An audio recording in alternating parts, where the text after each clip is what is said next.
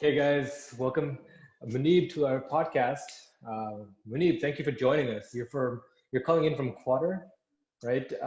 When we were first talking with Henry, you were in Dubai a few weeks ago, Yeah, and yeah, really excited to have you on and talk a little bit about how you're seeing things from a different side of the world, and as being an entrepreneur yourself, how your situation might be different, or the things you might be dealing with might be different, but we're all kind of connected in this joint struggle.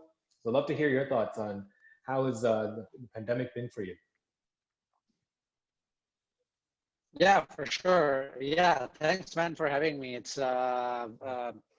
I'm glad to be able to get connected into this. Can you still hear me good? Because it just showed me the Yeah, internet isn't stable here.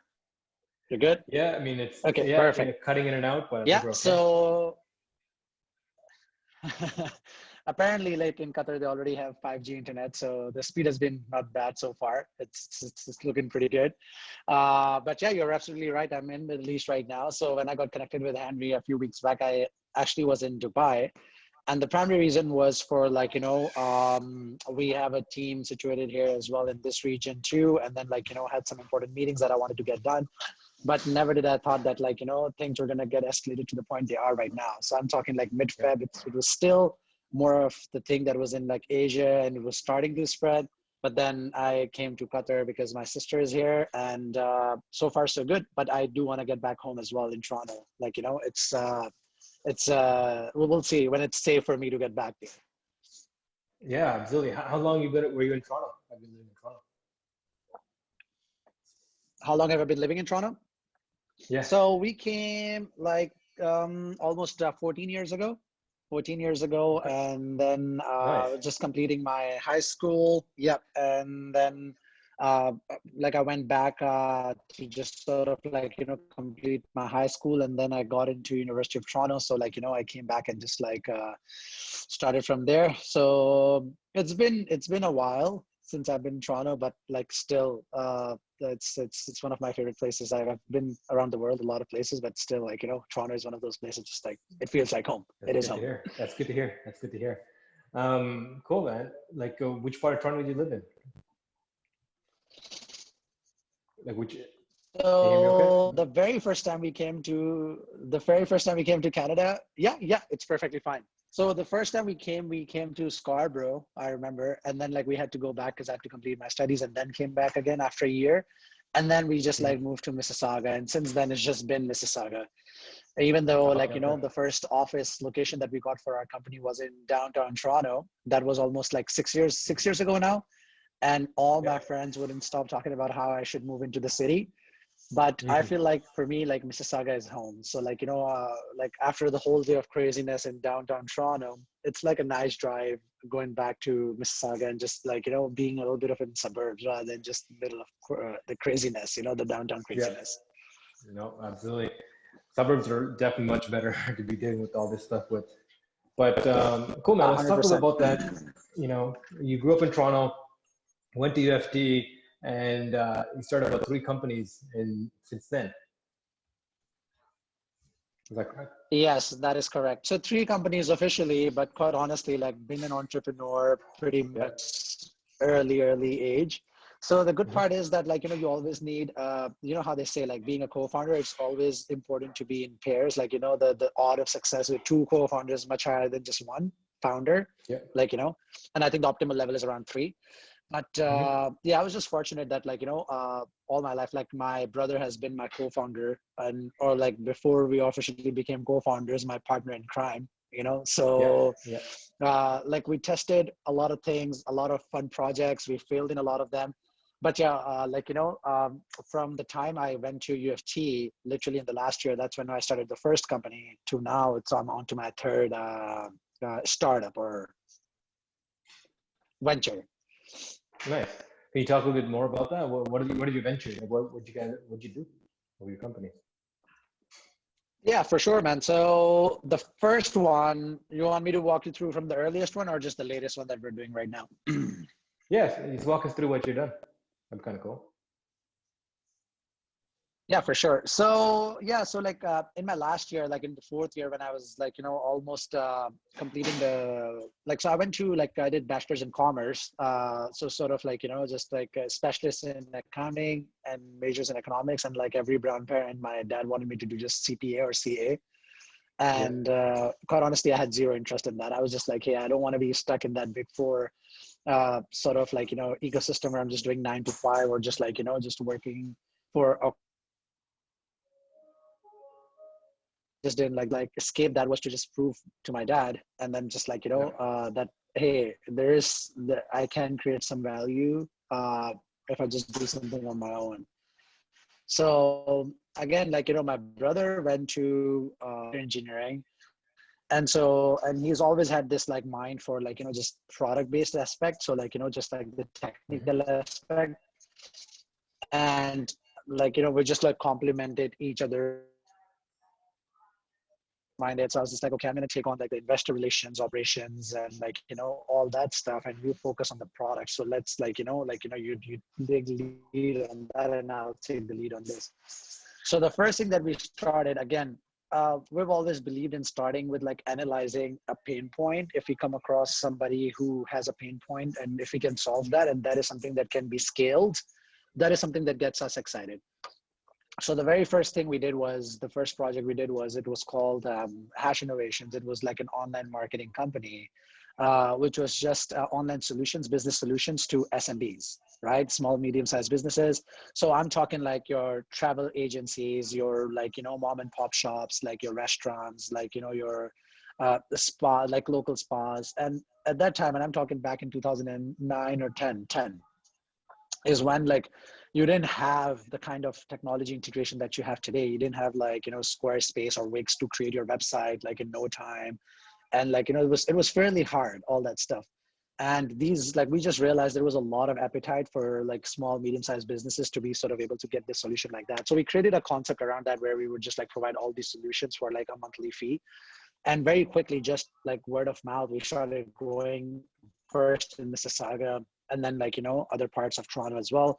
And within 2 years, like we got an offer where there was a company that was expanding from Dubai coming into Toronto, and we ended up getting bought. Like it wasn't like a blockbuster acquisition or like like something newsworthy, but for us it was just like a good validation, like right around the time when I was graduating, that hey, we can create some sort of value. And like like and that value could be worth something, so let's try something on a Hmm. bigger scale. And that is when we decided to start this something a little bit more on more technology side rather than like in person, like how you want, like for SMBs or like these kind of concepts like SaaS based models. There's a lot of like in-person consultation required and all that stuff. We're like, okay, we want to go like more on mobile, like leveraging technology. And that's where we started this company called Ask for Task, which is in simple words like Uber for home services, right? So like your handyman, if you need cleaning done, like 20 other categories we introduced. So like we started from one city again and then started launching, and eventually we went Canada wide, and then we opened up a few cities in US as well. So that was something that sort of like took us from just like being in Mississauga or just like just surrounding areas to just go like nationwide, and then like even go south of border. Yeah. Then the third project, which is that occupies most of my time now, it's called Air's Eye, which is in a hardware space. So completely different. So like I'm talking the first project being in consultation, like offline sort of activations, to like an online app, to going into hardware. So it was just like it's always for us, we get excited about exploring like uncharted territory, which we don't have experience in, and sort of learning about it, and then sort of like trying and build some value in that aspect. And so this was something that was a passion project till 2 years ago, 2.5 years ago, where we were like, hey, you know what, we all love those colognes, right? Like your Tom Fords, your Gucci, your Versace, like just upscale, like high end colognes, right? But the problem Hmm. is all of these are like something that you wear personally. There's no solution for your home. So that's where we were like, okay, like we can create a what if we create a device that you can put in your home, and you can buy cartridges like an espresso machine, and you can just pop them in, and it can make your room, your home smell like as good as like your cologne, or like how you are in like upscale hotels, luxury hotels, the kind of experience that you get from fragrance side. What if we created at home? We pitched in our own money, started scaling it, and then before we knew it, like, it became a full-fledged venture, like, backed by, like, investors, and now we're just on the verge of launching this project. So I think, like, all of our journey has always been like understanding just like something that gets us excited, or where we see a pain point and we want to go and just like, learn about that new industry and implement something. Yeah. Cool, man. It's really cool. Always cool to hear people's progression as a serial entrepreneur, how their previous companies helped fuel their growth into what they're building now, and lead that too, right? So can you talk a little about that too? Like, how has the other first two companies now helping you with the skills you have acquired there, helping the third company? What are you taking from it? Oh, 100%. And that's one thing that I always talk about, right? Like, whenever somebody is starting from zero, like, and anytime, like, they've asked me what's that number one rule, the golden rule. And I just always, as cliche as it sounds, it's just that you just gotta keep making moves. That's it. Like, cannot think about it, cannot wait till it gets perfect, cannot wait around trying to see like how well it can go. You just ship it. Like, you just put it out there, make that move. And then if it works, great. That's exactly what you wanted. But if it doesn't work, then it's not failure. Like, you haven't failed. You've just learned one of the ways that it's not going to work. So you just take the second approach, then the third approach, then the fourth. You just keep going, right? The problem is, like, when you get into that, like, that thought process where you start overthinking and you get into that, that simply that analysis paralysis, where you're just like, hey, you know what, like, should I do this? Like, is it going to work or not? The simple thing is, nobody cares, right? Especially the biggest advantage that you have when you're starting up is that nobody cares. Nobody knows about you. Nobody knows about your brand, your product. So you can make as many mistakes as possible and then hit the reset button and then go back to it. So to your point, absolutely. Like, when you keep building up on that, you're just setting up a foundation, and then you just you keep understanding what is going to work and what isn't. So your execution becomes better with time. Your execution becomes smarter with time, and then you start to make more progress, or you start to drive more results in return for lesser effort, right? So if you were to look at the graph of like how much effort you need to put in to get how much results, like, initially it's all effort and pretty much zero results. But you get to a point, and everybody has gone through it. Even Jeff Bezos has gone to that path where, like, you just make all the mistakes and you do all the execution, but you don't get really a lot of results. But then you get to a point where you have to put very little effort, but the results are humongous, because you have the fundamental setup, what works, you have the ecosystem in place that can actually bring in the results. That's a great way of putting it. That's awesome, man. So, like, moved back in the Middle East, or you went there for a trip when all this happened? What happened there? Oh, just it was a business trip. It was a business trip that was supposed to last for 5 days, but like, had some meetings that came up, so I decided to stay back another week, and then this thing just blew up. And so I was like, I had two options. I was just like, hey, I can get the hell back, like, just take the next flight, go back. Or I was like, you know what, this could be a good time to test how well I can work remotely. Now, that's a very interesting perspective too, because like, I travel a lot. Like, I think even last year I took like over like I think almost 100 flights, right? So the thing is that, like, for me, it was always like, I go and I'm in any city, including a place like Dubai, that's a 14-hour direct flight. And like, the time difference, the jet lag and all, my shortest trip to Dubai has been like 4 days. So I was here for 3 days before my jet lag could even get reset. I was back in Toronto. So I've done that as well. So it's always like, hey, you know what? I'm going to go in, get my stuff done, and then I'm going to go back into the office.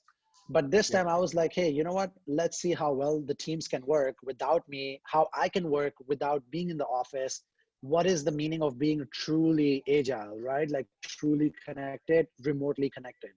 And so I was like, okay, let's stay back 1 more week. Again, none of us foresaw this, whatever we are right now, the lockdowns, the inability to move, just staying at home. like, everything. Like that was something that none of us could have even seen in our wildest dreams, right? Mm. And nobody knew it was going to get that worse. So like for me, it was like, okay, let's stay back another week, see how well I do. And then another week, and all of a sudden it was just like, hey, it's not even safe to travel anymore. And then I was like, okay, you know what? I'm sort of being forced to stay back here. Might be a blessing in disguise to truly see how things work. And if you ask me, I'm actually enjoying it. But yeah, to answer your question, no, Toronto is home, and I cannot wait to be back as soon as like, things clear up or whenever I get an opportunity to take the flight back. Cool, man. That's good to hear. But I was kind of worried you're going to tell me that you got stuck there when all this happened and like you didn't want to travel and you got kind of stuck back home in Middle East. But I mean, it's good that you're at least with family and that you're taking the time to experiment and grow within that framework of working from home. How's that been? Has it been a struggle, especially the time difference and stuff like that? How's the pivot been? That's a great question. So yeah, that's true point. Like initially I was a little bit like, I was thinking, I was getting a little bit anxious about, okay, like, am I stuck here? But of course the flights are still going. I can still hop on a flight and get back. Not that it's that safe. And then I have to self-isolate myself in Toronto for 14 days, which is mandatory. And I Mm-hmm. think everybody should do that if they travel back. But I think what happened is that like, this was something that was out of my comfort zone, like being completely remote. And I think in past 8 years since I started my first project, like I have like for more than 2 weeks in a row, right? So I'm always back in town and I haven't really taken a vacation. It's always business travel. Like I have a meeting somewhere and then I go. But the thing is that like, it's always about, okay, this stuff is piling up. I have these tasks that need to be addressed. Okay, let me get back in Toronto. Let me get back to the office. And then I'm going to sit on my desk. And so I have that a little bit of that mentality, right? That traditional aspect of like, okay, like when I'm back into my comfort zone, in my these non-essential things. So Yep. I feel like when this thing came around, I was just like, hey, you know what? This is a great time for me to put myself out of the comfort zone and sort of learn something new or sort of establish a new skill, which is just Mm-hmm. being completely remote, trusting my team to sort of like, work or be connected online because now everybody is work from home anyways. So there's no other option than to stay connected and sort of be in a way, right? And being in a hardware company where there's supply chain, there's like, we have distribution center, there's a lot of physical involvement that is needed, how we can actually set up our ecosystem in a way that we're able to drive the equal amount of value without being there. So in a nutshell, uh, first of all, like I like the timings here because I like being up late at night, even though like, Yeah. my schedule in Toronto is like I'm up 5:30 a.m. max. I hate I'm done by 7:30, shower up, get breakfast, and I'm in the office by like 8:30, and our office starts at 9. So I'm the first one in. But here it's the opposite. So I feel like I'm sort of on a vacation in a weird way where like, my timings are actually being up till 5 a.m. So I sleep at 5 a.m. and then I'm up at 9, sorry, around like 12 p.m., 12-ish, like noon. But the best part is it's still like 5 a.m. in Toronto, right? Yeah. Yeah. It gives me that benefit to just like, start my day afternoon in the afternoon and still be the first one online. So a little bit of an advantage over my team, and they hate me. They hate getting those like 6 a.m. emails, but like, Yeah. now they're good with that too, because they're like, okay, we already know what you need done, what needs to happen, what is the agenda, whatever it is. So like they can clear out like, early on in the day. So if they need to tend to their kids or if they want to have a family time later in the day, they have that time to themselves as well.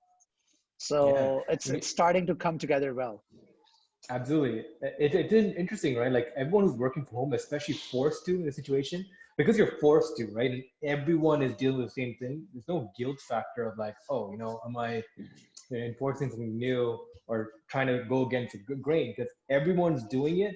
It's kind of seemed frictionless that it's so novel what's coming out of it, right? Like there's new work-life integration where I can plan out my day better, where I can spend time with my family, cook meals, and be working at the same time, and then take on a Zoom call and jump in. You can like jump in, jump out, and fractionally kind of handle your life. And in a weird way, almost everyone I talk to, they love this because you get to be productive when you feel productive. You get to take care of things Yes. that keep you anxious, right? You can take care of your family, and since you're mixing in work with it as well, it's kind of like blended together. You feel like you have more in control. And control, as humans, always 100%. brings out the creative element of being like higher level thinkers and doers, right? So we're now, I'm hearing stories of people now getting emails at 2 o'clock in the morning, 6 o'clock in the morning, right? People are And working in nobody minds fluid anymore. hours. Yeah, Oh yeah, 100%. I yeah, think, and I think, you know what, if there was an analysis that was done, some sort of post this crisis, and they're able to see the productivity created, my opinion, I think that's going to yield better results than actually coming to the office. Like yeah, just the fact that, like, okay, it's similar to like how you have a TV show on cable versus Netflix. Like you can watch the show whenever you like, you can pause it whenever you want, you can get back to it, you can resume it, you can do whatever. So it's on demand. Now the good hmm, part is your work is on demand as well. You can pause yeah, it whenever you want, you can resume it whenever you want, and then you can get back in and out of the loop, and you don't really mind. Like nobody at all. I think that's a great point that you said. Nobody cares if the email is coming at 2 a.m. or 4 a.m. or 12 p.m., like whatever the time is, because like, for people, it's just like, hey, you know what? It's embedded in my life. Like, I don't have to take the time out. I don't have to commit to a 9 to 5. It's just that I'm going to do work. I'm going to be productive whenever I can. And that's mindset is very, very good. And that's the one thing that I'm personally experimenting too. Like the thing that I'm experimenting and I'm figuring out right now, as weird as it may sound, but I'm the most productive between like 3 a.m. to 5:30 a.m. That's just a weird time where all my creative juices are flowing, and the yeah, amount of shit, because everybody in the house is sleeping, the amount of stuff I can do and I'm able to accomplish is just insane. yeah, And I wouldn't be able to experiment with that if I was in Toronto and we had office hours. I had a meeting 8:30 a.m. How would I be able to do that? So you never get yeah. the chance to go out of your comfort zone or experiment with the things. So yeah, this, as bad as this pandemic is, and like, just looking at it from the positive angle, and that's what I keep urging people to do, because I try to do that at all as well, because like, it's just not the normal circumstances, right? But if you look at it from the positive perspective, that's definitely one of the angles where it's like, hey, you know what? Because of this, forced to experiment with new things, and we're being put in this out of our comfort zone where, like, there could be so many new learnings we can actually have that can make our lives better. Yeah, absolutely. And I mean, just to touch upon all that, right? Like the frictionless way of doing work in life now. Um, do you see people ever going back? This is the thing, right? I'm talking to companies, people right now. They're looking at it as like, why would I go back? This works for me. Mhm. I What do you think? think, okay, so that's a very interesting debate that is going on right now. So in my opinion, I think what has happened is, like, when this would end, and it totally depends on how prolonged this is. If it lasts, God forbid, for a year, which a lot of analysts are saying, then that's gonna completely change the way we think, we operate, and, like, the way of life. Like, because like majority of the people would adapt to, like, the new life cycle, like the new lifestyle, Yeah, right? But if it's, because still it's very early, right? If, and we all are hoping for this, like this ends in next few weeks or next couple of months, right? I feel like people would want to go back to normal, the old normal, as soon as possible. But that does not necessarily mean that we're going to go 100% to where we were, because now we have started to figure out that there are a lot many there are ways to be productive, to be connected to your loved ones, to do things in a collaborative manner that we weren't looking in before, right? I think, like, the behaviors, like, just the consumer spending in general. I feel that, like, the way people used to, like, spend on commodities, on things, on experiences, there's going to be a lot of shift. There's going to be a drastic shift into that. But yeah, like it stands to would definitely be interesting to see how much it affects. And I personally think it's directly correlated to how long this is going to end. The longer it ends, the more we're going to have permanent changes. So it truly just depends on, like, how fast or where we're able to take this. gotcha. Yeah, yeah, like absolutely. I think the timing on all this is what falls into it because it gives it time for people to get into socially ingrained practices, right? Can you hear me? Yes, I can hear you. Yeah. Yeah, yeah. Sorry, I think you got muted there. Yeah. So Yeah. yeah, you're right. I think if yeah, so I think you're right. So if it thing ends next week, for instance, I think there's enough of a shift momentum there still to flip people back to old way of doing things. But this go on for 7 months, a year. Holy crap! We're be locked into a new reality for good, Hmm. right? Of this virtual living environment.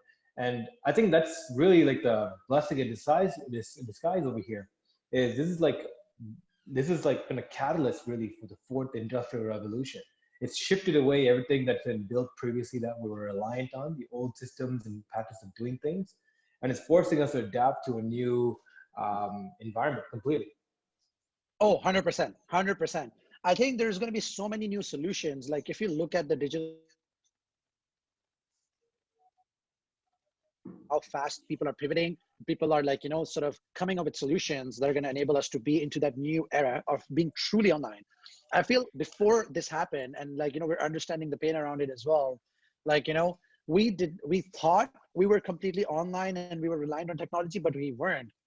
There were so many things that we were doing offline, and that's why people are freaking out right now, because there was that much dependency. And now when people truly online, they're realizing, okay, these were the things that are missing. These are the missing links. And that's where the startups are coming in and sort of like, bringing these solutions to completely connect the loop. And once that is connected, I think that's going to change our behavior, because that's when our reliance on being offline is going to completely get transformed into being online. And that's where it's going to be like, okay, like, why do I need to show up in the office? Like, we can conveniently and easily do the meetings anywhere in the world.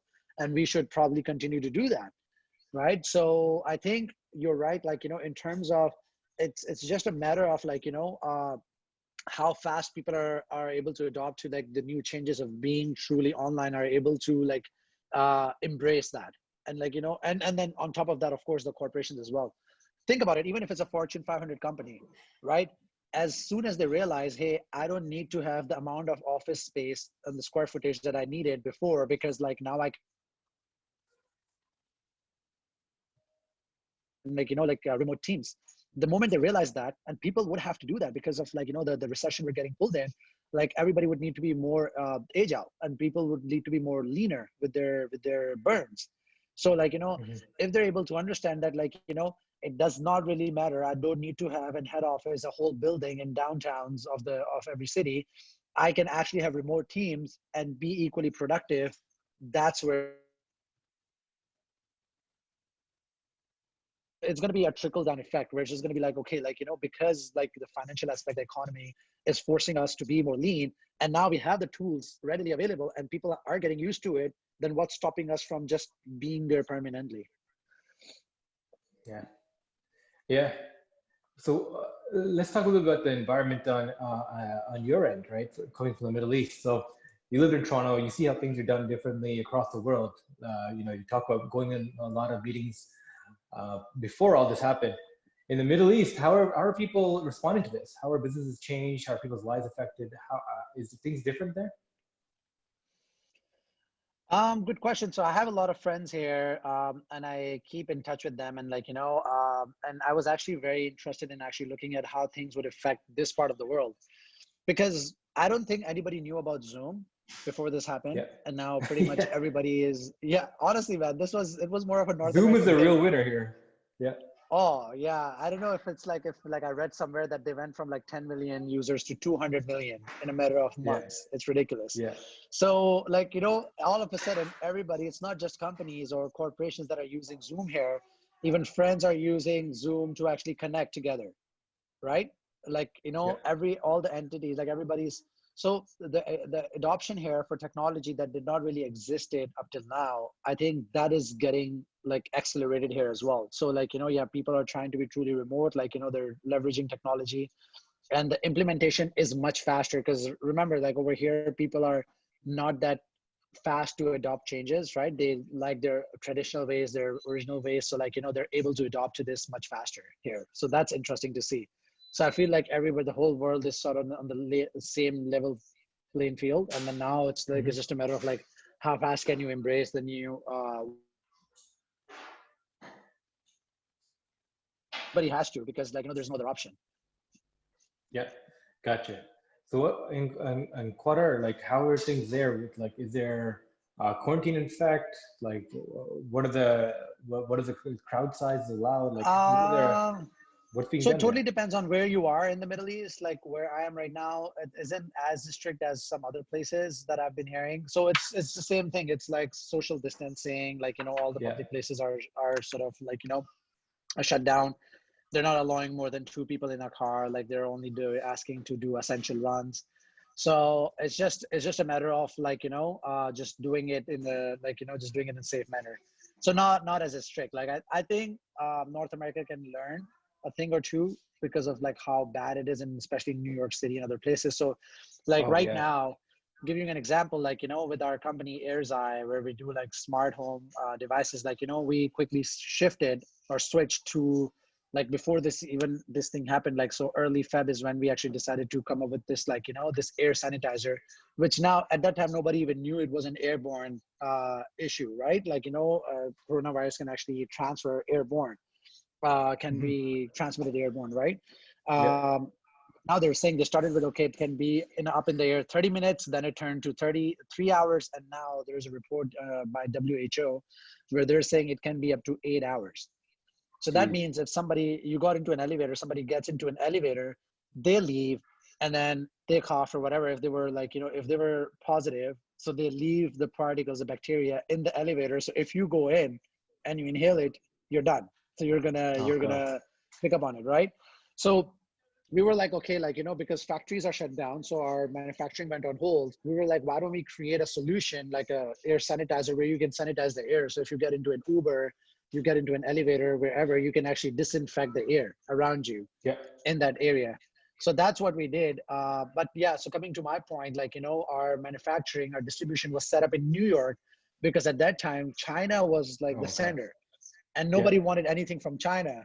So we were like, Yep. okay, like we were paying the premium to be in US. And now the thing is, now the whole thing is reversed. So now, like it's like the New York City or like New York State has become the epicenter of the Yep. rest of the world is like, it's getting safer. And like China apparently is not the safest place. So it totally depends, like, where, like how things are evolving. And so it's really important for everybody to just shift quick, or like, pivot quick, or like move quick in terms of just making sure you keep up with whatever this thing is bringing. Yeah. Yeah. I mean, that's the toughest thing that a lot of entrepreneurs have to deal with is the disruption to their supply chain. Like at least if you're a company, you can at least apply resources toward this, have some background information. But as an entrepreneur, how are you shifting around? So what's next for you guys? Because that seems like a pretty cool thing, being able to sanitize the air around you. Yeah. Is it a spray bottle? I'm assuming. Yeah, it's literally a spray bottle. They're shipping me one here too, so I haven't even gotten one in Middle East. So my team is sending me one. Hopefully, I'm gonna get it in a couple of days. But yeah, I'll share the link with you later. But like it's basically Yeah. like all natural ingredients. It's basically it kills the bacteria or the germs around you, and it has this refreshing scent. So it helps you in relaxing and sort of like just like and right now everybody is stranded at home. They're just like the whole family is sort of like just like it is in this enclosed space. One area. So you're Yeah. not one area, right? So it's more than important ever to have like mental health wellness as well, right? Like it's not just about physical activities, it's mental wellness as well. So like the fragrance that we have put into it is basically that helps you in de-stress, relax, and make you feel less anxious about the situation that you're going through. So we just rolled this out as a project, and again, it's just like the way like you have to move fast with things like that. And like our team did an incredible job while me being here. Like they're able to execute really well back home and do the R&D on the formula, drive that formula, set up the supply chain, and then like we started filling up the bottles, started shipping them. So this is like something that is picking up really fast. And I think that's what it is. Like right now, the era we're in right now, the crisis that we're in right now, the winners are only going to be the companies that are able to understand how to pivot fast, how to move fast quickly. And you know what? Like they're able to uh, embrace whatever change that is coming and are able to reflect that.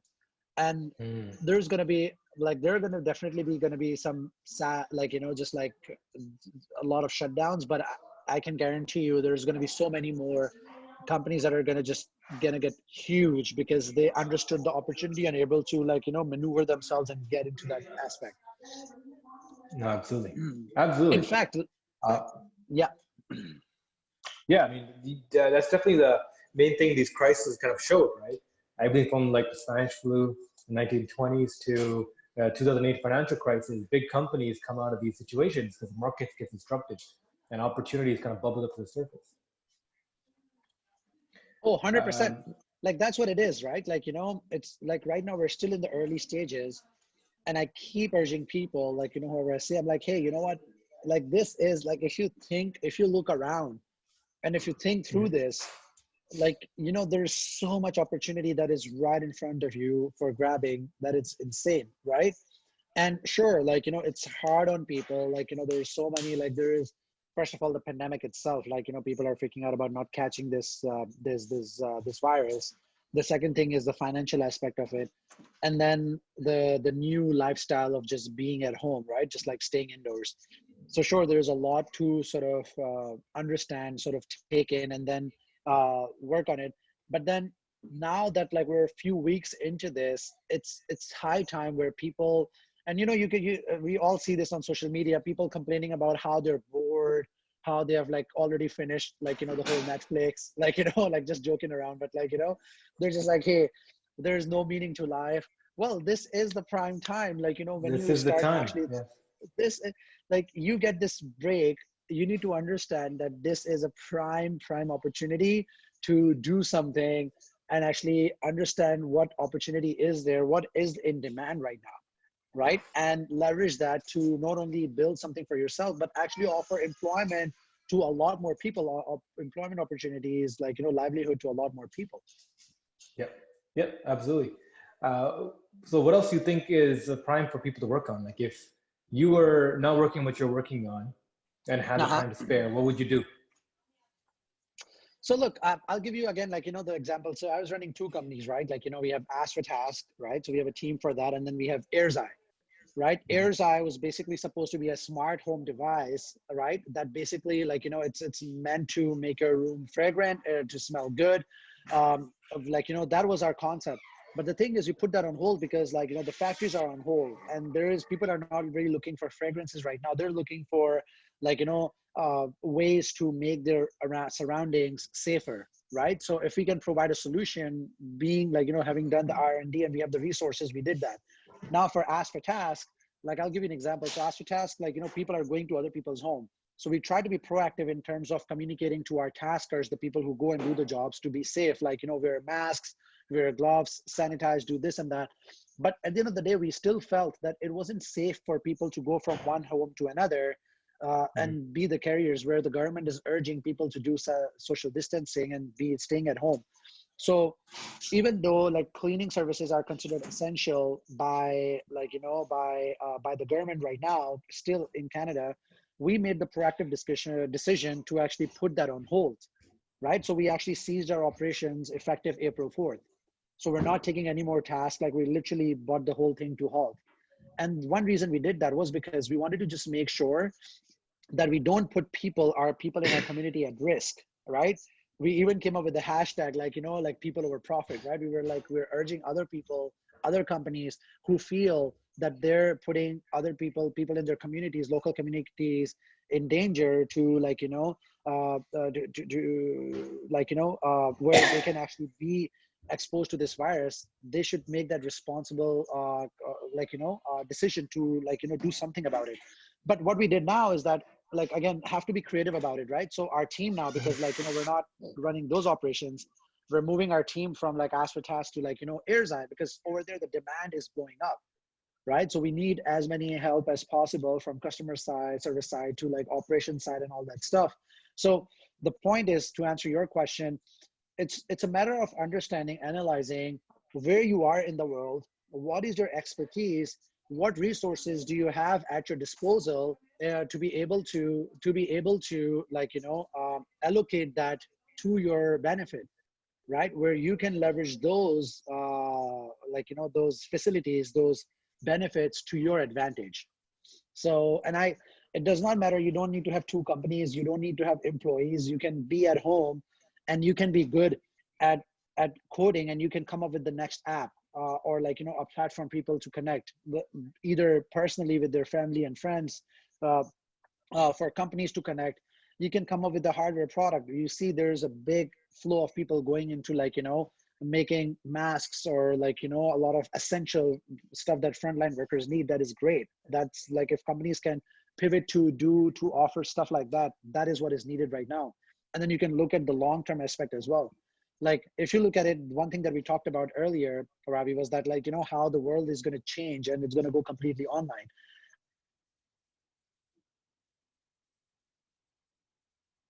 And ever, this is the prime time. This is the new .com era that we're going to go into, where everything is going to be truly online, right? So like, even for a company like ours, like Ask for Task, where there was like, it was all like, we have a smart algorithm, we have platform to effectively connect two people together, but at the end of the day, the two people are meeting. And now we're realizing, hey, that is not truly online. So what can we add in our platform to be able to drive that? We'll do that, but that's in the long term, right? So I think the easiest way, or like the simplest way to go about this, is planning on short term, which is responding to this crisis, doing something to contribute to this crisis. And then the second aspect is going to be the long term, where it's like how you're going to facilitate the new behavioral change in the world, and how can you leverage that to actually bring value for yourself. Yeah, these are good questions. I really like where you're going with this. So, I mean, our time's almost up here with hard stuff coming up. So I kind of want to wrap this up. We covered some great things. And I really like your new pivot you're doing with your company as well, trying to especially put people over the company, over the products, and trying to service the community based off what they need. People And over profit, always. yeah, people over profit. There you go, right? And yeah. In fact, one small thing that I want to add to that, this thought just came to me, because people are thinking about how can we actually, like, how we talked about the short term and the long term, right? Like, short term